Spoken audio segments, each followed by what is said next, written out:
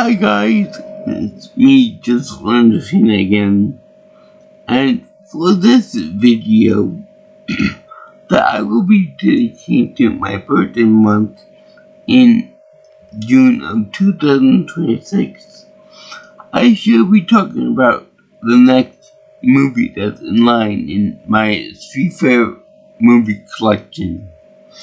And the next one in line is gonna be Street Fighter Alpha, the animation, or you could call it the Street Fighter Alpha, the movie. Now, I want to tell you right now that when I played the Street Fighter series of video games, I didn't play anything to do with the Alpha series. So I believe that there are three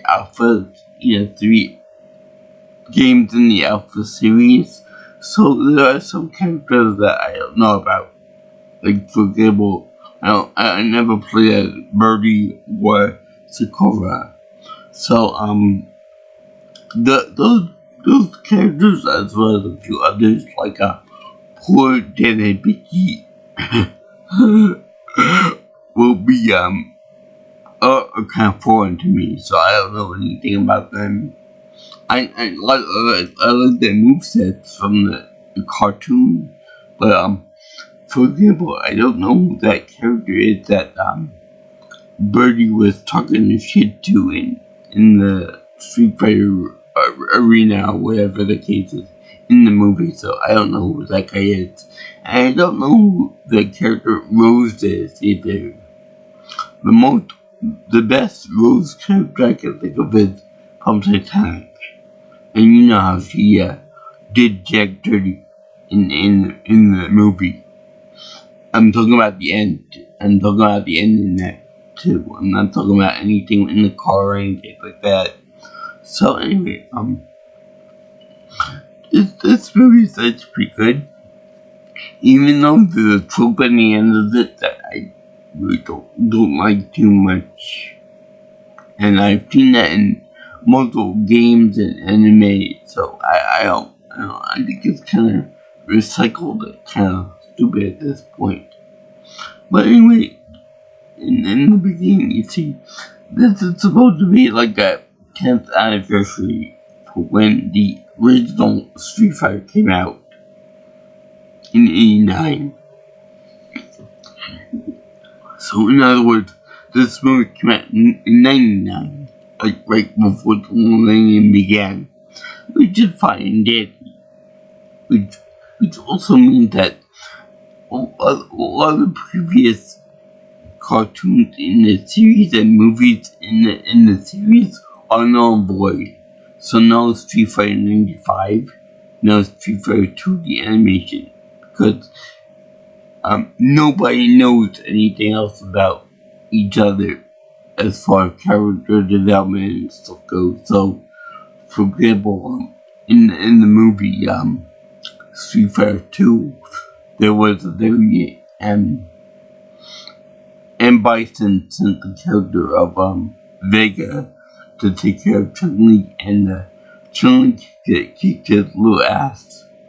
So there's none of that in this movie. In fact, come to think of it, Vega's actually given a little bit of a little more than a cameo where he fights with some other character.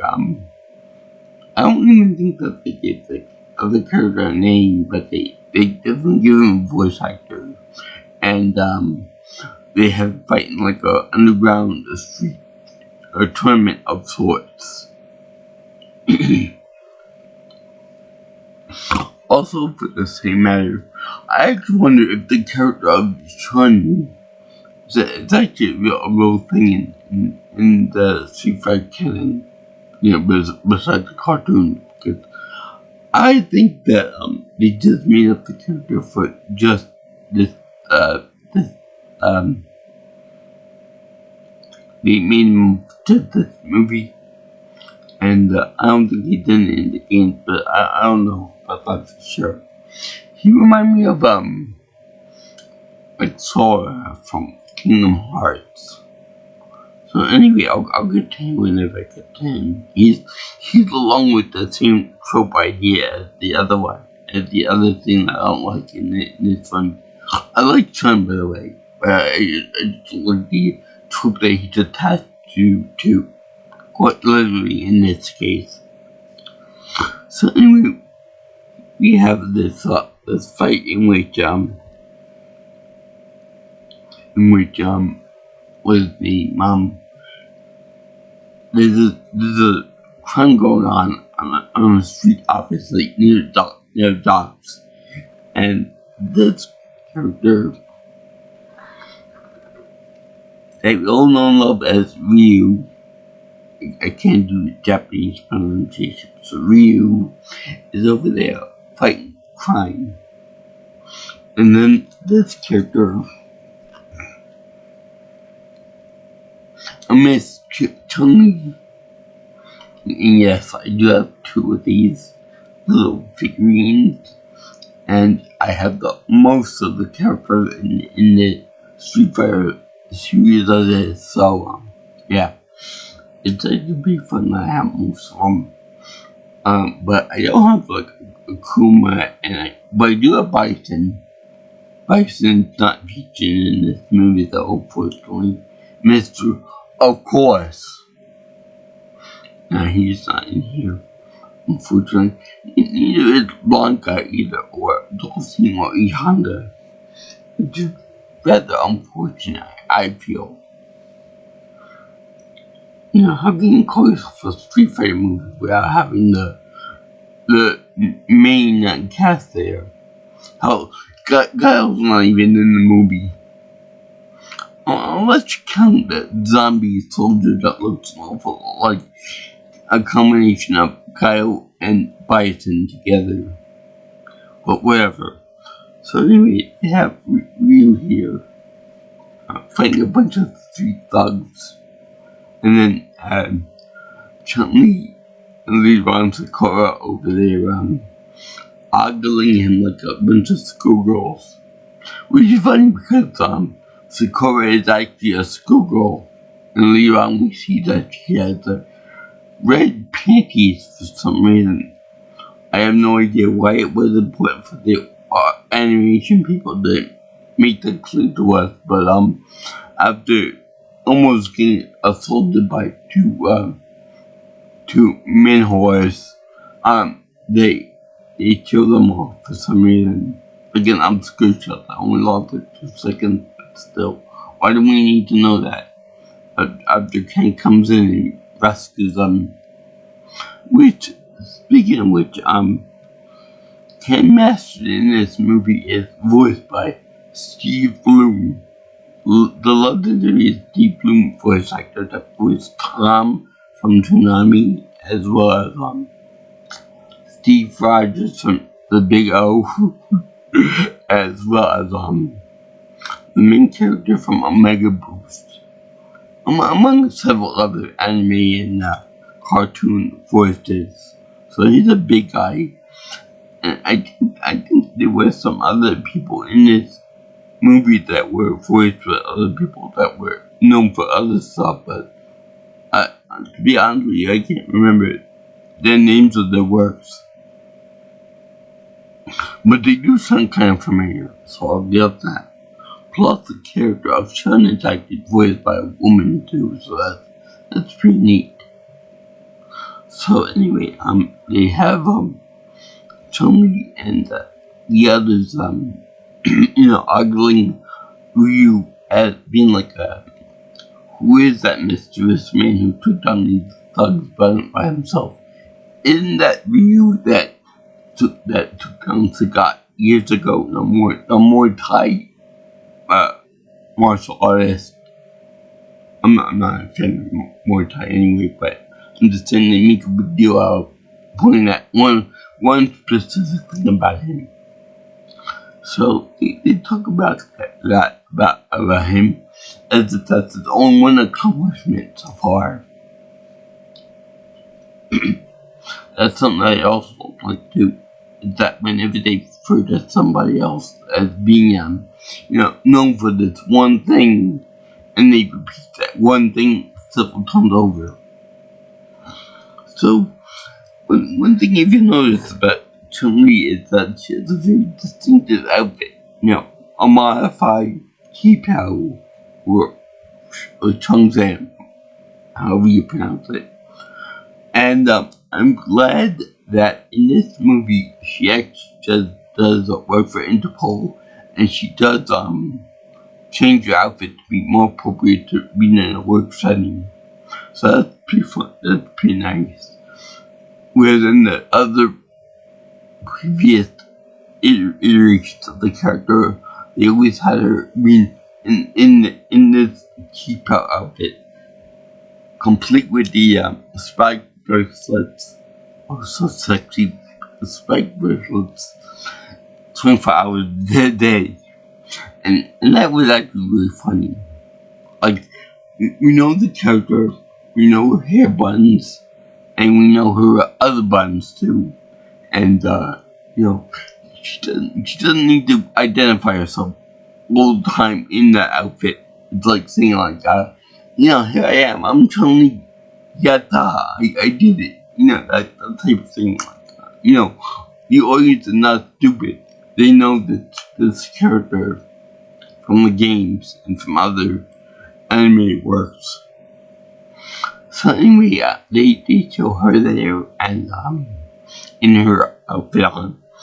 And I don't know about you, but I consider the a part of her stable outfit to be like a wrestling shoes. I don't know if that's the actual word for them, but I've seen a lot of female wrestlers using them. Not heels, but just regular, like, wrestling boots. I don't know what state they are. So anyway, she did that outfit. Now also, it's important to note that Ryu is a Japanese person, okay? And, I have no idea what his, martial arts style is. And I don't know what Chun-Li's, martial art form is either. You know, her discipline. But she's Chinese. So I actually really like the way, in this cartoon especially, they give enough differentiation between the two characters of two different national origins so that you can distinguish them from each other. That's pretty cool. You know, it's not like a big grand epic thing, but it's still something nice. But there's one thing I don't like about these character designs. Not so much with the female characters, but with the male characters. They do more or less like what they do with the Flintstones. In that the Flintstones, they put a lot of emphasis on the feet of the men. And whereas the women are more daintier. And it wouldn't be so pronounced if only they weren't barefoot. You know, like Ken Masters and Ryu weren't barefoot, and they don't use their It wouldn't be so bad if they didn't use their feet in combat so often. So there's something with that too. Make that up for what you will, but they do have very how should I put this? The men had very high arches for whatever reason. I never got that. It was it's something that's kind of disturbing in the cartoons and the game series. I don't know how big of a deal that you want to make of it, but it's still something kind of odd. I know. I don't know, maybe that's the way Japanese people view other people's lower extremities for some reason. I don't know, I don't get it either. So anyway, they also show Chun-Li and Ryu and by a lesser extent, Ken being able to do the energy blast that everyone knows and loves them for from the games, and they show Ken at the end doing his Shuriken, if I pronounce that right, which is basically a fancy uppercut, a sky uppercut, if you will, against Big Bad. Now, this is all very, very cool. And I like the way they all fight honorably, with only Chun-Li and the others doing dirty moves and kill blows to the main bad guy once he realizes how indestructible he is. More or less like kind of like a Super Saiyan Broly from its incarnations, and I like that aspect of the character. More on that a little bit later, but I like that indestructible character design. He's more or less like kind of like a mummy later on when he's partially repaired.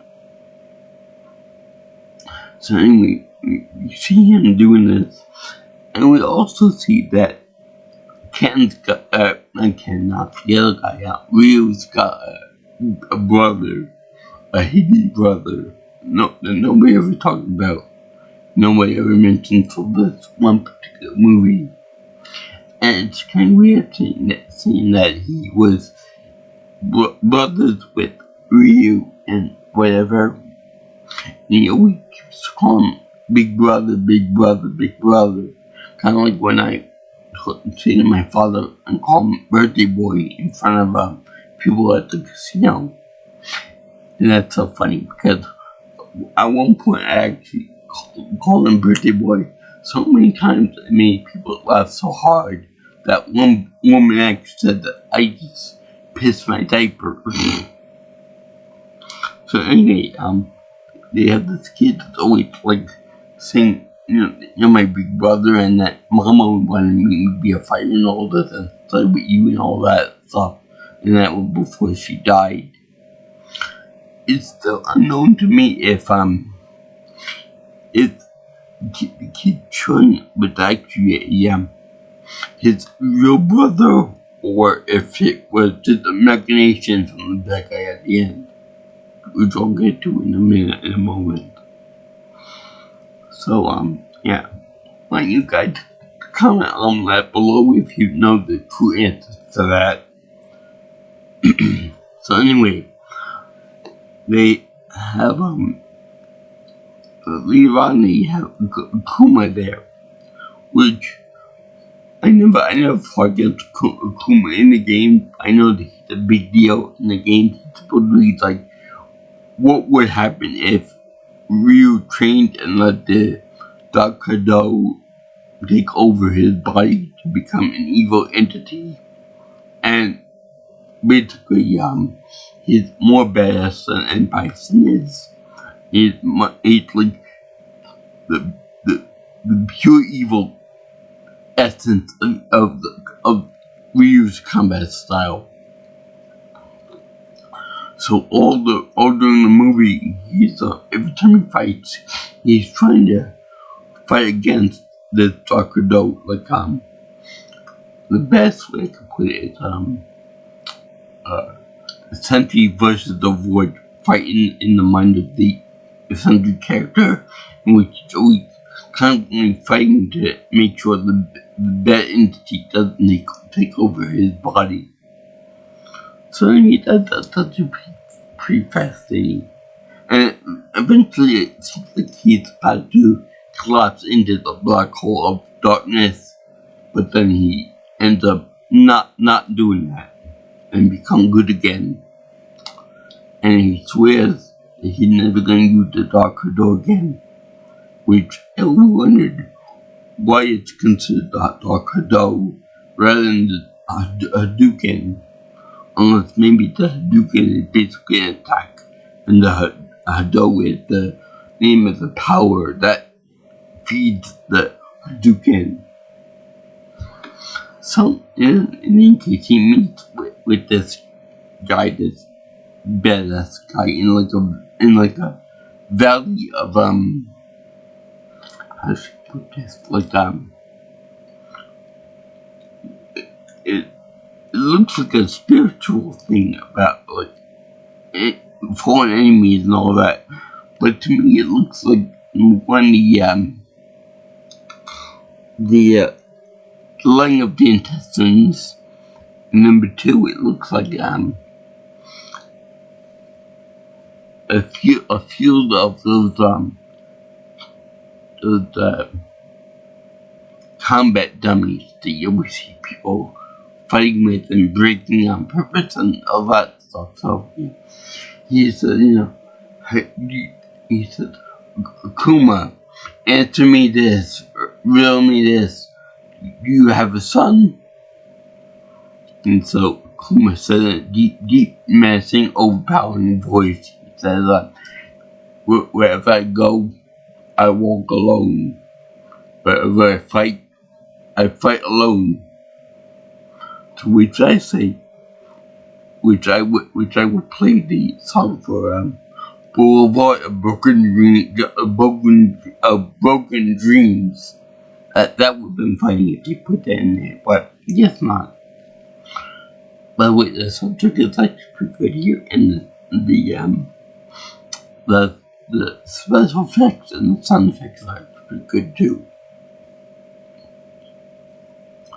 I can't think of any soundtrack piece off the top of my head, but besides the opening riff of the Capcom logo and that kind of thing, it's pretty fun that way. So anyway, if you see this kid Chun, then they talk about this whole Street Fighter tournament in Japan or something. And yes, we do have Ken Masters defending the girl Sakura against two would-be assaulters. And I remember that when I said the quotation, that women come first in my book, for when I was talking about a movie, Fried Green Tomatoes. Good movie, by the way. That was a joke on being sexy and erotic.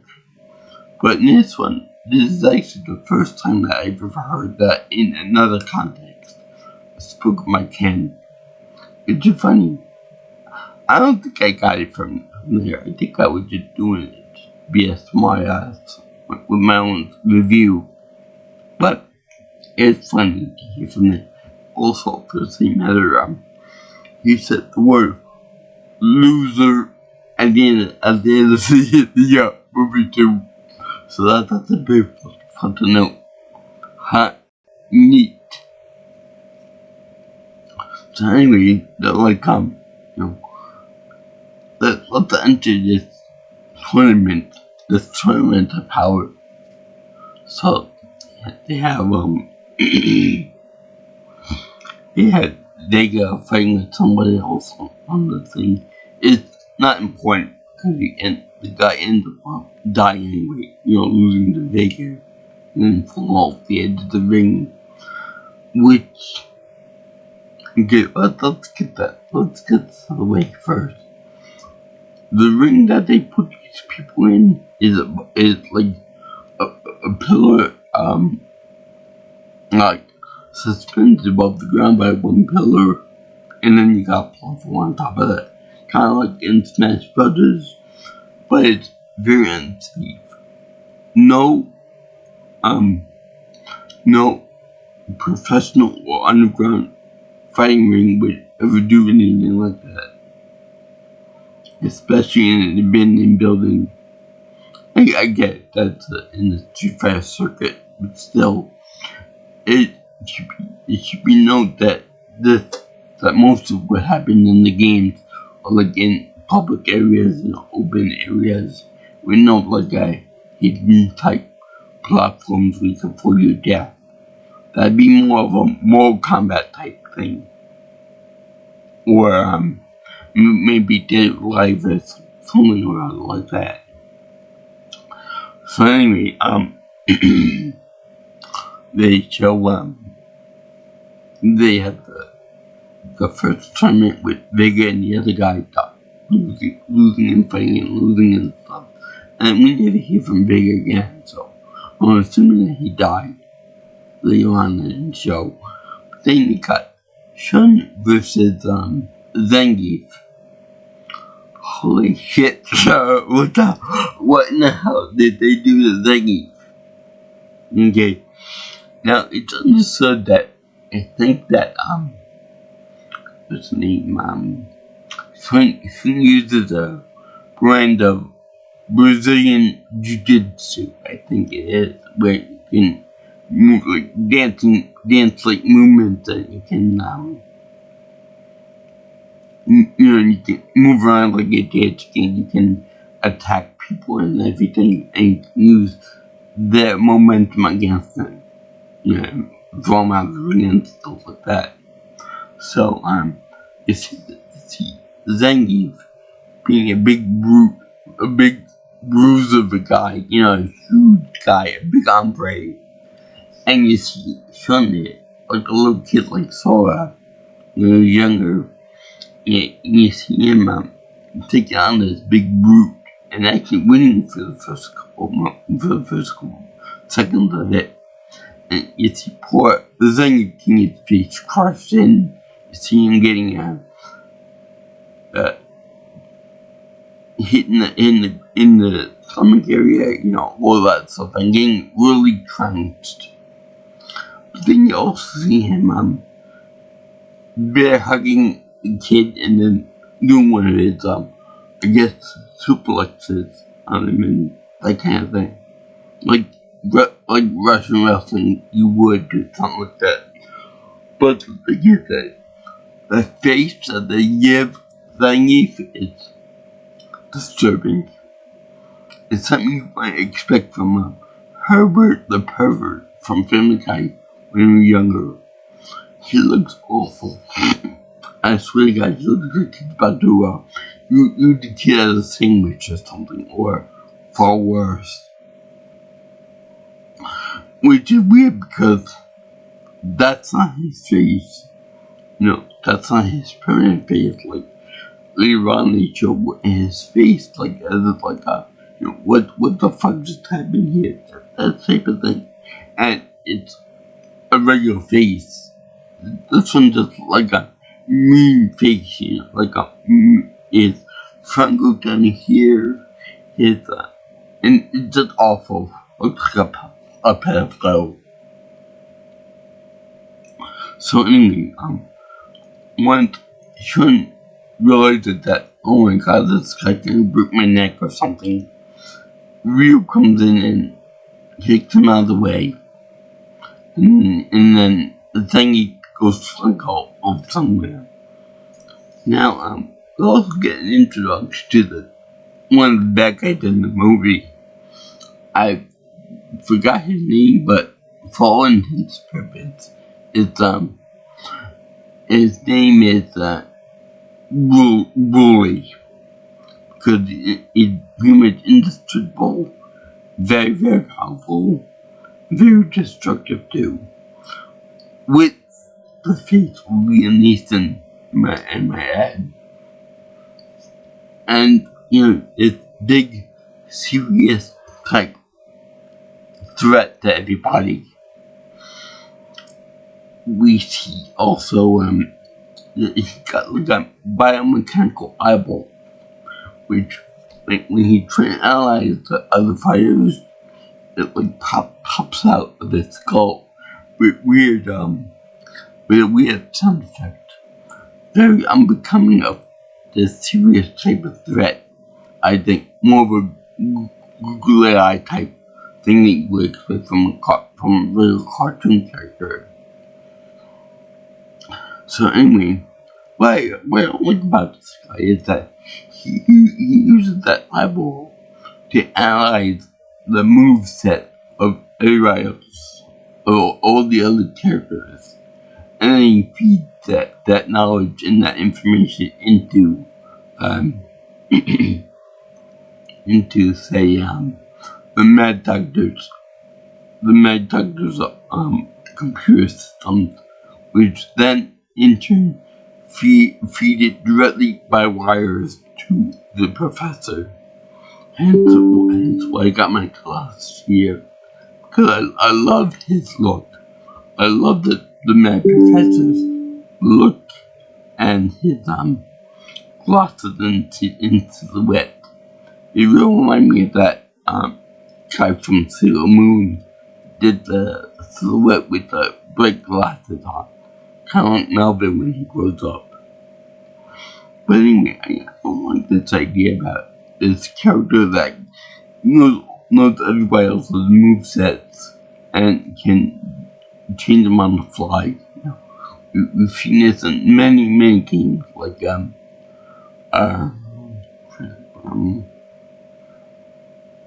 the final boss from DOA 4. I forgot her name, but some kind of complex number and name equation, Kyrio, something like that. She looks like she looks like one of the fighters, but in a ghostly form. And then you got character Shrade from the Soul Calibur games, etc. It's supposed to be a final boss type character with every known move of every former character. It's kind of like a trope I'm not too particularly fond of. The same goes for, say, Cell. With he combine all the DNA of all the previous fighters, or at least the big names anyway, like Frieza, Piccolo, Goku, and Vegeta, and so on and so forth. So he automatically has all the techniques and powers of the cast, making him a very dangerous foe indeed. But unlike those guys, this is even more unbelievable than that, because the professor, the doctor guy, has an even more erratic way of seeing the power by analyzing them and seeing for himself what he wants to do with it. Now, this guy is the main character, Bully Light, can fly, is very indestructible. Like I said, he puts a barrier to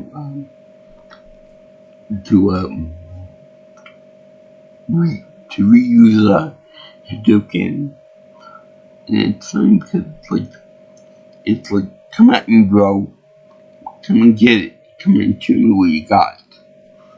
To which when Ryu does that, it's like doing it, then he does he uses like a blast, but the robot's like when he puts a bit of barrier, it's like he doesn't do anything. It just tinkles off it like with throwing a rock at a brick wall or something. So anyway, that's pretty cool. The way like that, and that every regular attack by people just bounce off him. For example, whenever Chummy or Ken Masters over there trying to grab his head, trying to do like a backwards flip onto the ground, he's so powerful and so durable that this doesn't do anything to him. It just makes him awkwardly hang off the back of his head like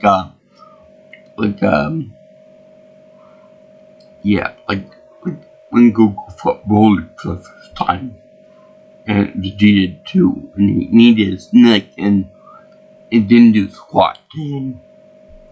So anyway, this robot. It's like kind of a nimble little fucker too. So anyway, they chose that, and then Ryu's like, okay, buddy, okay, Buster Brown, I'll take it up a notch. And then he charges up his Dark Kaido again, and he ends up destroying the monster, but he does it with like a flood of energy and power and chi. So that's like really amazing that it comes out in like a big overflow, and it makes him disintegrate into not a bunch of parts, but just crumbles. And the only thing left of the mechanical eye, which actually looks kind of organic. So anyway, that's actually pretty cool. And then the building ends up collapsing on itself, and Zengi is like stuck there, like wondering, what the hell just happened? Where did everybody go? So then we get more time with Shun and Masters and Ryu, and they're like, okay, but why are we eating on the roof? So then Ken says, because I like the views. And, we gotta relax a little bit. We can't always fight, and all that stuff. So the kid ends up giving the guy pork and beans, which is like an American delicacy. So anyway, it's like really surprising that Ken Masters people, the American cosplaying as a Japanese fighter, is actually able to not recognize that, pork and beans, which is the big American thing. And being a Japanese, you would think that he wouldn't know what pork and beans is. Well, it could have been like an American GI and all that married Shun and Ryu's mother.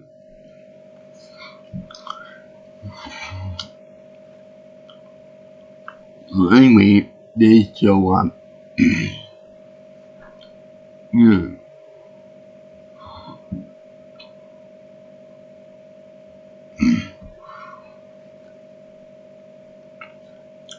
They show that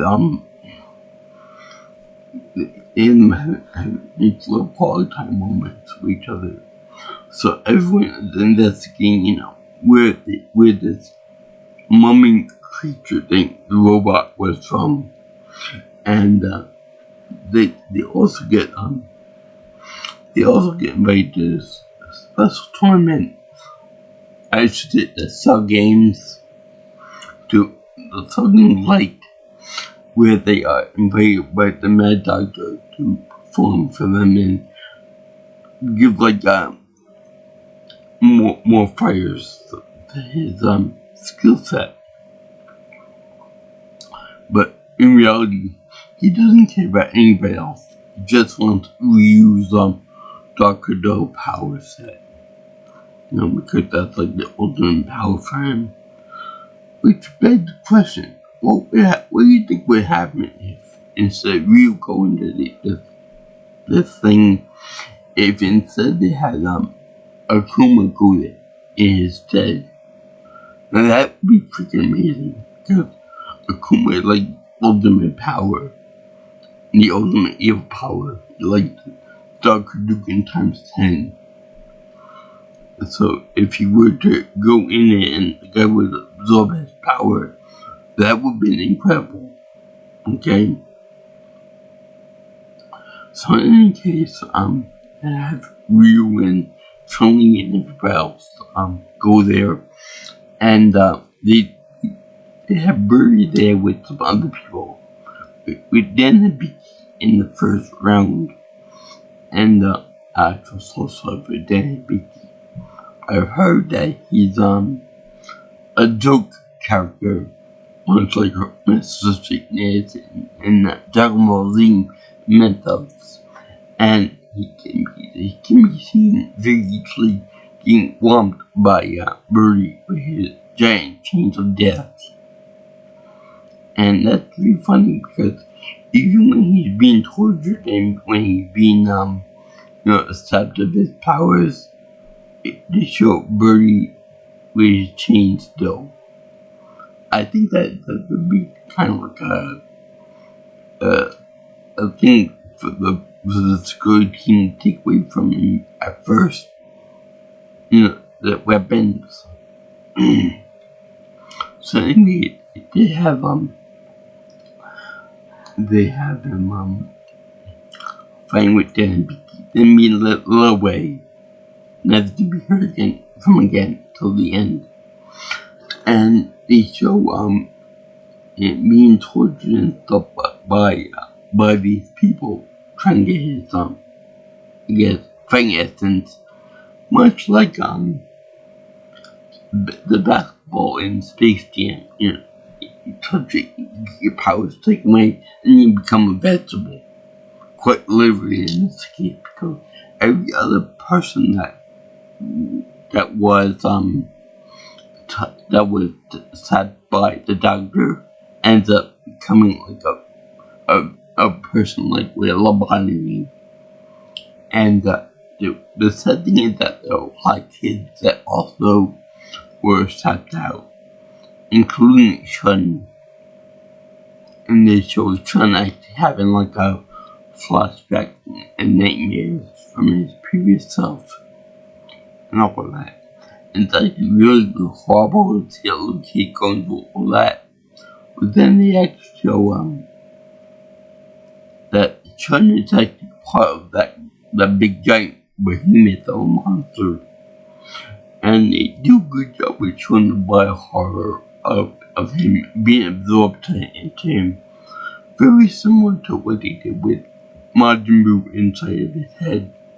And that there were characters and stuff being inside of his tissue.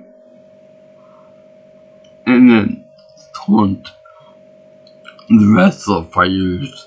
They actually show like if you attack this big giant behemoth, you're also gonna attack poor innocent little Chun. So they keep playing with that. Go in and they have Chun go inside and outside him. And that's actually very fascinating, very psychological and whatnot. So anyway, the rest of Ken Masters and Chun actually do in breaking Birdie out of the power absorption room. And I think it's implied that after like right after the good doctor sucked all of his strength out of him, and they're trying to get him out, and then they actually fight with the big giant bruiser again.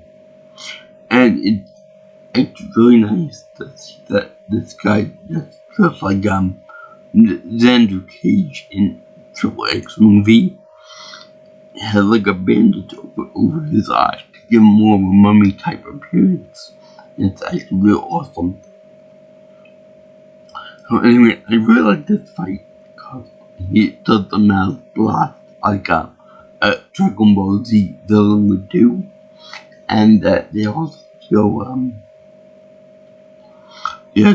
how he fights with Chun-Li, and it's actually pretty fun, pretty nice, because we've all known that Chun-Li's fighting power comes from her legs, right? Her legs and her kicks and all that, and she's a thick woman in that department. I don't find that aspect attractive on her.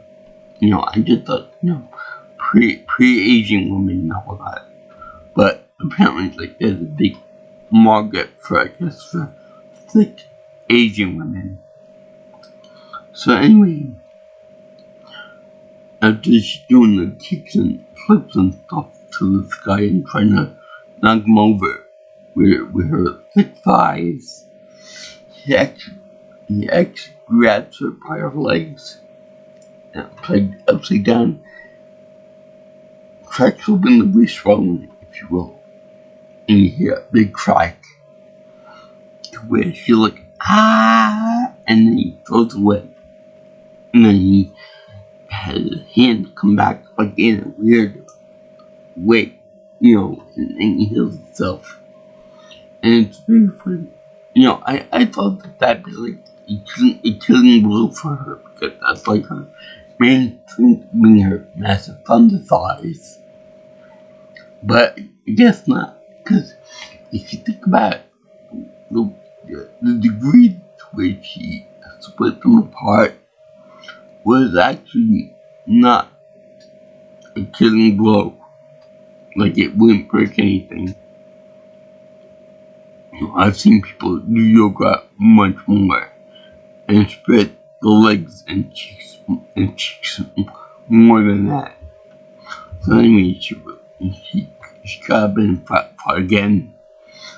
Only this time she actually swept his leg and grabbed his head and twisted it around and made it go down again. Made him fall down on the bird's head and the bird's body. And speaking of Burry, the guy ends up choking Burry up and almost killing him until Tony actually escorted Burry out. So she saved the birdie, but not before doing some damage to the guy. Even Ken tried to give him a kick to the face, directly to the face. So then this almost Frankenstein monster goes outside and is about to fight Ryu and the others. And Ken does the famous Shoryuken right to his chin after pounding up a little bit. So anyway, he looks more of a monster than a man at this point. Ken answers. So he does it to his face, disfigured the entire face.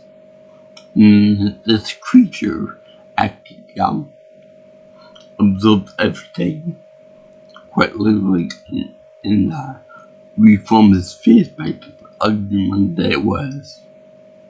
Not to say that Nathan ugly, because I said that he looked like him, but now with the bandage on, he's looking even uglier. So anyway, they show Chun being part of this body, and he's like, almost like being trapped in the body. Like, help me, big brother, help me out, help me escape. I'm sorry. I thought that by consulting with doctor, I would get stronger, and make a little more money for Mom. So, in that nice little motivation to help Mom out with some chores and some delivery money and all that stuff. So anyway, he helps. This no longer a mission to stop the bad guy, but also a mission to help save the kid. So anyway, all this fighting is just making the doctor stronger, giving him a big power boost. And the thing is that when he's doing this, when the monsters are absorbing all the attacks, all the Dr. Doe's attacks, everything else, the doctor is mutating and forcefully changing himself to be more of a monster than man, to the point that he crushes glasses and his face becomes more of like an alien creature or a monster, or dare I say, like a Kuma. And it's funny to note that Shun still has a little bit of power from the Dr. Do himself.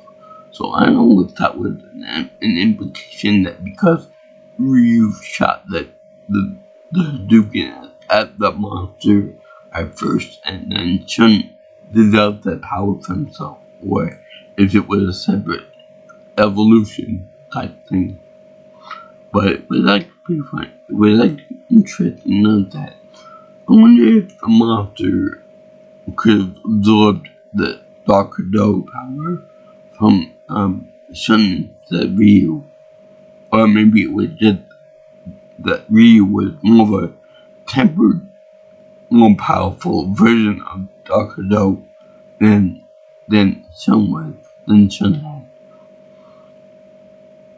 Anyway, like, I must become more powerful and therefore just slightly edge out your power absorption abilities.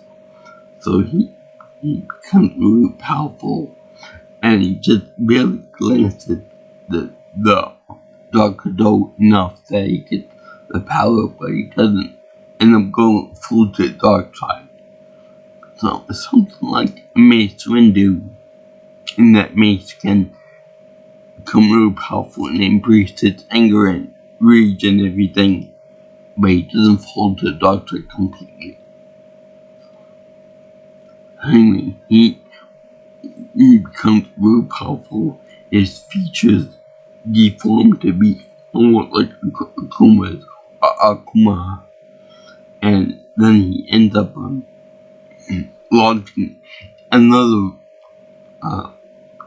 tsunami of power at this creature, and it's so much that he ejects the kid Shun out, and he goes like off, and then you see this big creature with a hole in his stomach, and with his hands missing, and I think he tried to build it to be kind of like a beam struggle, like Goku and Vegeta when first to come to Earth, or when Gohan for sale. But they probably didn't have too much of a budget at this point, and they didn't want to bring up the flying enemy thing from the other show. So they have the entire beam overwhelm this bad guy, and then he's like, "Oh, thank you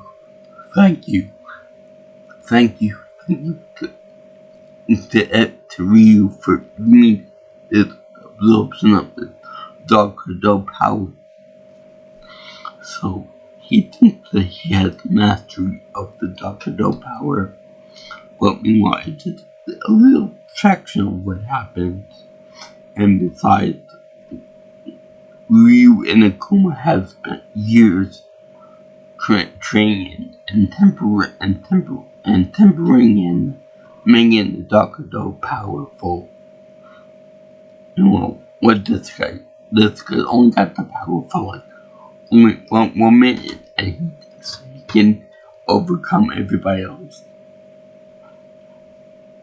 It's more or less like I should put this like it's very similar to Kill Bill Volume 2, in that you got this whole build up of all these fighters and all this power and stuff. And sure, it's a good fight between the Doctor and Ryu, but it's kind of like it doesn't really deliver on the whole expectations of the power scaling. He doesn't really do any martial arts. He doesn't do any of Chun-Li's kicks. He doesn't do any of the power that you would assume that he absorbed because of that big giant behemoth monster there, Frankenstein monster.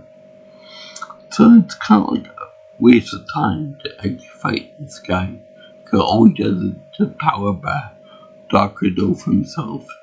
And nothing compared to the power of Ryu, because sure, the Doctor Doe is powerful in the hands of the Doctor, but Ryu's on a whole different power level scale. You know, he's like the Doctor down here, he's like up here, and Ryu's way up here as far as power level goes. So then he launches a giant Hadouken at him, and it envelops the guy, like totally completely destroys him. He disintegrates again like the monster did. Not even any bloody bits or anything like that. He just disappeared into chunks after his arms fall off. So it's kind of a disappointment, a little bit more or less. You would think that with all these fighters absorbed, you would do some kicks, maybe some chains, like from Birdie and all that, or maybe Den Hibiki's attempt at fighting and all that, but nothing, none doing, just Doctor Doe, because probably figured that was the most powerful attack he could ever muster, and nothing else can beat it. So he ends up being defeated again because he didn't do anything else, just the Doctor Doe that he only learned a minute ago, and very poorly by the way. And he was defeated pretty easily by Ryu and the other people. I don't think that Shun actually survived that, but Ryu said that if he were to survive, no more Doctor Doe for you. That's my power and my power alone. And I must take up the burden by myself. And all this by horror with being inside that big giant bruise of a hulking monster. That was it. That his by horror was over. So it's implied that this whole big strong demon of monster was actually Shun's power fantasy realized.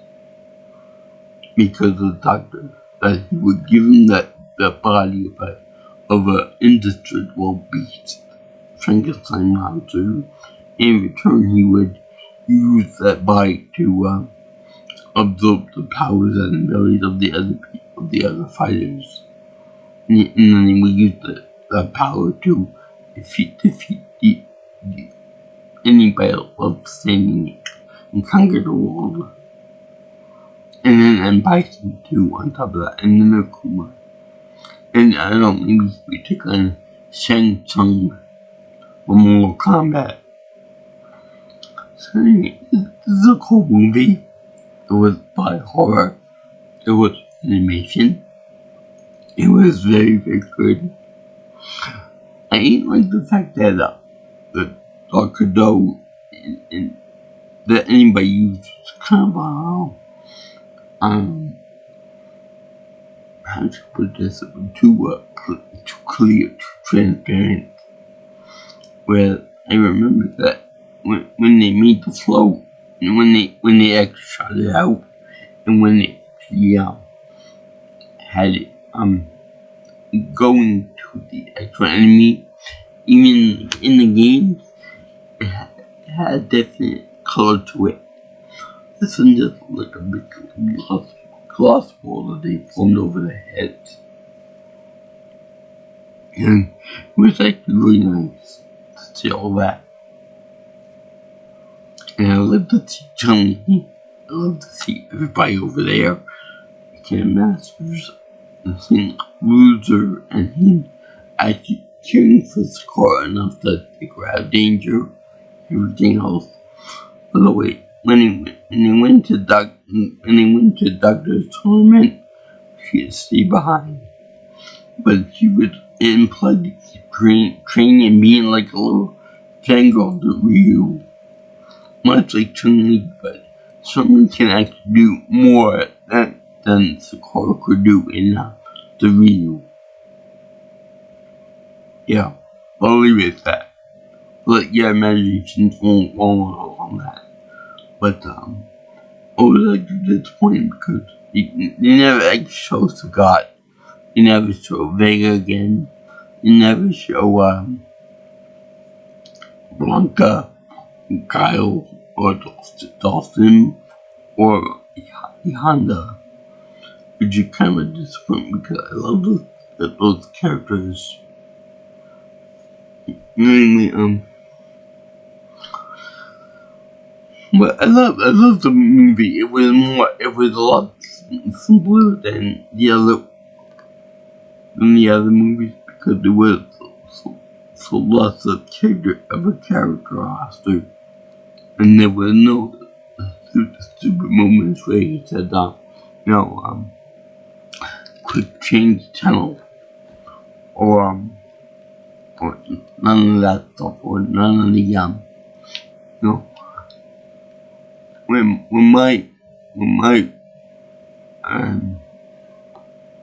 my army came into Utah and destroyed everything. That was the most important day of your life. For me, it was Tuesday. But there was none of that. There was no real corporal lines except for Loser and the other one. Women always come first in my book. And the Shoryuken was fun. I admit that was pretty fun to see him go doing the uppercut. And then the monster thing. Is that all you got? And he grabbed his head and then flung him to the ground. And also, it was pretty disrespectful what happened to Chun-Li. But even worse when the monster grabbed her by her hair bundle was, and then threw her to the ground. And yet, she did run like Naruto in there. That was like fun. I thank you for watching my little review about Street Fighter Alpha. The animation. It was very cool. It was a lot by horror with Sean. And it was an awesome movie. It was good action, good fight scene, good choreography, good animation, good everything. Everything was perfect. Even the overall energy was pretty nice. I would like to see what would happen if Ryu ever fought with Akuma.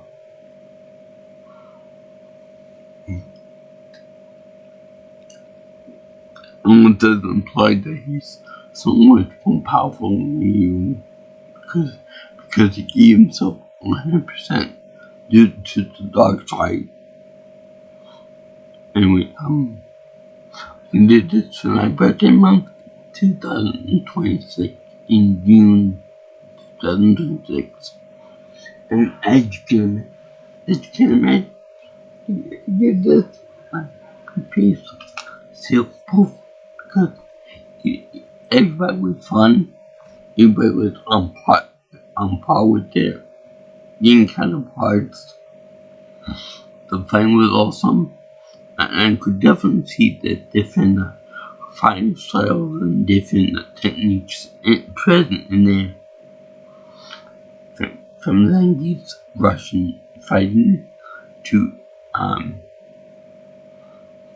Danny Keith's thing they tried to do the Hadouken, but it failed big time.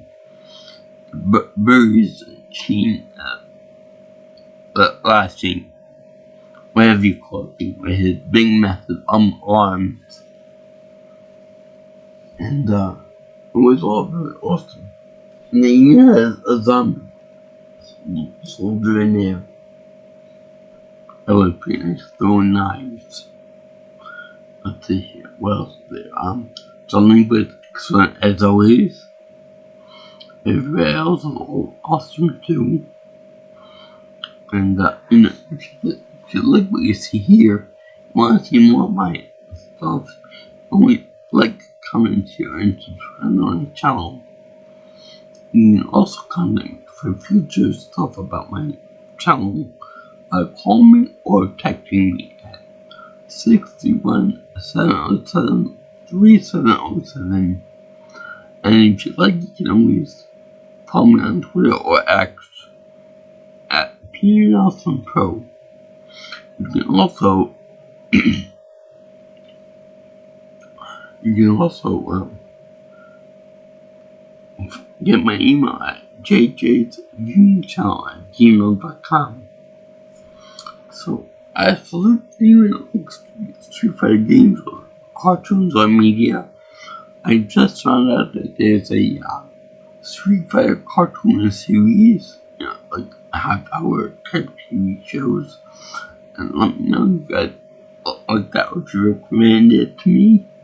And by the way, tell me who's your favorite Street Fighter character, whether from the games or whether it be from the animation or whatever, or if you look at the live action movie, of course one. Also, this movie was on YouTube a long time ago, and that's where I first saw it. So let me know if you guys have links for that, because eventually it's gonna come back. Anyhow, peace out, my brothers and sisters.